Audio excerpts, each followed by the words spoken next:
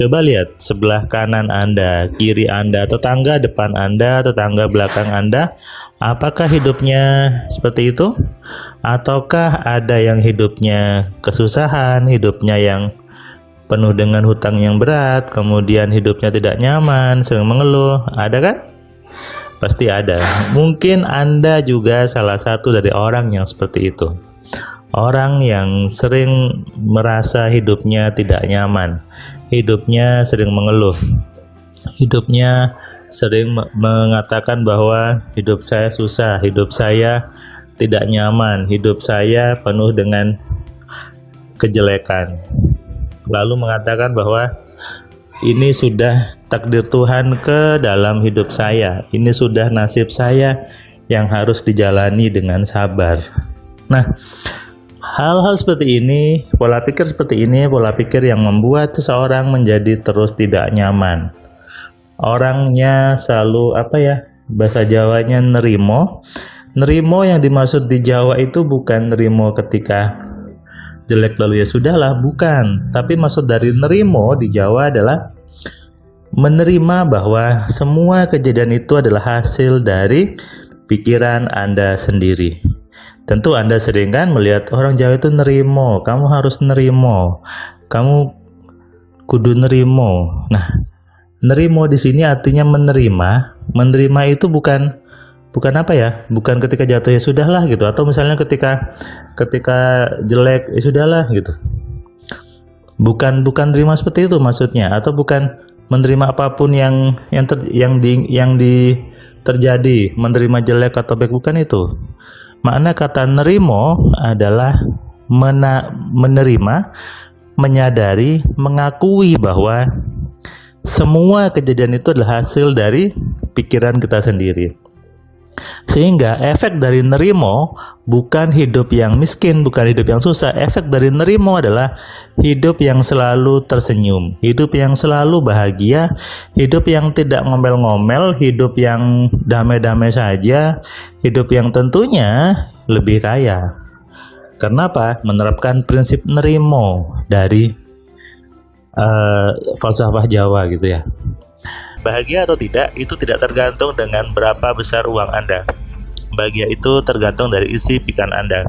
Tapi coba perhatikan, kalau ada orang sedih di pinggir jalan dengan sedih di dalam mobil Pajero, mana yang lebih enak? Apakah enak sedih di pinggir jalan, ataukah ketika menangis di becak dengan menangis di hotel bintang 5? Kira-kira mana yang lebih enak? Coba deh Anda pikirkan. Pasti Anda berpikir, Anda setuju dengan saya bahwa tentu lebih enak menangis di hotel bintang 5, menangis dalam mobil Pajero, menangis dalam mobil Alphard. Artinya apa? Ketika Anda kaya, Anda sedih, itu jauh lebih enak daripada Anda sedih dan Anda miskin. Gitu kan? Nah, ini artinya apa? Ketika Anda berpikir bahwa tidak apa-apa, tidak punya uang tapi bahagia. Nah, ini harus dirubah. Gitu ya, bahwa meskipun Anda sedih tapi Anda kaya, itu jauh lebih enak. Coba aja, Anda sudah sedih, tidak bisa jalan-jalan, tidak bisa menikmati hidup. Anda sedih karena mungkin dimarahi istrinya, dimarahi suaminya, tapi Anda tidak punya apa-apa. Itu jauh sedihnya 2 kali lipat gitu ya. Jadi lebih nyaman sedih dalam kekayaan. Tentu lebih enak lagi bahagia dalam kekayaan. Itulah berkah. Ini membuktikan bahwa uang itu bisa buat orang bahagia. Kalau sudah tanggalnya mendekati akhir bulan, yang sudah uangnya tidak ada, uangnya menipis, biasanya mulai cemberut, mulai mudah emosi yang negatif, disinggung sedikit marah gitu ya. Bahkan di rumah bawaannya udah nguringan. Artinya apa? Uang bisa membuat bahagia. Jadi kalau Anda punya persepsi bahwa uang itu buat susah, uang itu jelek, maka itu salah ya, karena uang itu bisa buat bahagia. Itu sudah memang hal yang lumrah sebetulnya dan harus Anda akui, harus Anda terima. Jadi kalau Anda menganggap punya uang itu tidak enak, uang itu membuat jelek, maka itu salah. Kenapa? Tadi sudah terbukti bahwa ketika awal bulan banyak manusia, banyak orang itu senyumnya lebar, senyumnya bahagia. Tapi ketika akhir bulan jadinya jadi mulai cemberut, jadi mulai uring-uringan gitu ya, dan mulai jadi tidak nyaman. Ada yang mengatakan bahwa yang penting bahagia, tidak punya uang tidak apa-apa. Coba Anda perhatikan, kalau Anda sedih, sedihnya di pinggir jalan, lalu hujan-hujan lagi ya, Anda bandingkan ketika Anda sedih, Anda nangis tapi di hotel bintang 5. Mana yang lebih nyaman? Sedih di pinggir jalan ataukah sedih di hotel bintang 5? Saya tidak memilihnya untuk senyum ya, tapi sedih. Dua orang sama-sama sedang sedih. Yang satu sedihnya di pinggir jalan, kena hujan gitu ya. Yang kedua sedihnya di hotel bintang 5. Kira-kira meskipun sedih, mana yang lebih punya rasa bahagia? Tentu Anda harus akui bahwa lebih bahagia yang sedih meskipun dia ada di hotel bintang 5. Dan meskipun sedih, tapi ketika dia punya uang, sedihnya tidak terlalu nggak terlalu banget gitu ya untuk sedih.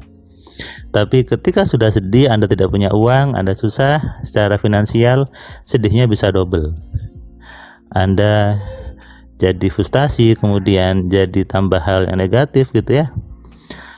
Tapi memang ada orang yang dia kaya, sedih, kemudian dia bunuh diri, ada juga. Tapi secara persentase tentu lebih nyaman sedih tapi punya uang, sedih tapi di hotel bintang 5. Nah, kalau Anda punya uang, Anda bisa membantu orang, Anda bisa menyenangkan anak istri Anda bisa menyenangkan orang tua Anda bisa membantu sekitar Anda, membangun tempat ibadah, membangun masjid, membangun gereja, membangun panti asuhan. Anda bisa menghibahkan tanah, Anda bisa pergi umroh, pergi haji gitu ya, ketika Anda punya uang. Memang sih umroh haji kadang bisa tidak pakai uang, ada giveaway atau bisa undian dapat umroh ya. Nah, tapi tentu bagi sebagian orang itu membuat kurang pas, sehingga harusnya ketika kita punya uang maka kita bisa beribadah dengan baik. Di agama, di Muslim, beribadah harus dengan pakaian yang bersih, pakaian yang rapi, tempatnya bersih. Itu juga butuh biaya.